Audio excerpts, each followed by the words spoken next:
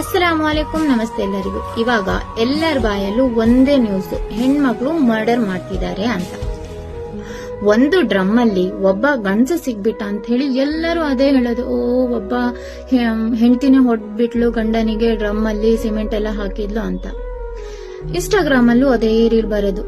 Love marriage ಆದ್ರೆ drum ಅಲ್ಲಿ ಸಿಗ್ತೀರಾ, ಅರೇಂಜ್ ಮ್ಯಾರೇಜ್ ಆದ್ರೆ ರಾಜ ರಘುವಂಶಿ ಕೇಸ್ ಇದೆ ಅಲ್ವಾ, ಹನಿಮೂನಿಗಂತ ಹೋಗಿ ತಳ್ಬಿಟ್ಟು ಹಾಕಿದ್ದು. ಅವ್ರು ಮಾಡಿದ್ದೇನು ಒಳ್ಳೆ ಕೆಲಸ ಅಂತ ಹೇಳ್ತಾ ಇಲ್ಲ. ಅವ್ರು ಮಾಡಿದಕ್ಕೆ ಅವ್ರಿಗೆ ಶಿಕ್ಷೆ ಆಗ್ತಾ ಇದೆ, ಆಗಿದೆ. ಓಕೆನಾ. 2023ರಲ್ಲಿ 53,000 ಹೆಣ್ಮಕ್ಳು ಮರ್ಡರ್ ಆಗಿದೆ.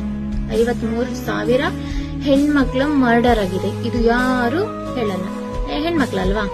ಹಾಗಾಗಿ ಮತ್ತೇನ್ ಗೊತ್ತಾ, ಇದ್ರಲ್ಲಿ 7% ಮರ್ಡರ್ ಆಗಿರೋದು. ಯಾರು ಮರ್ಡರ್ ಮಾಡಿರೋದು?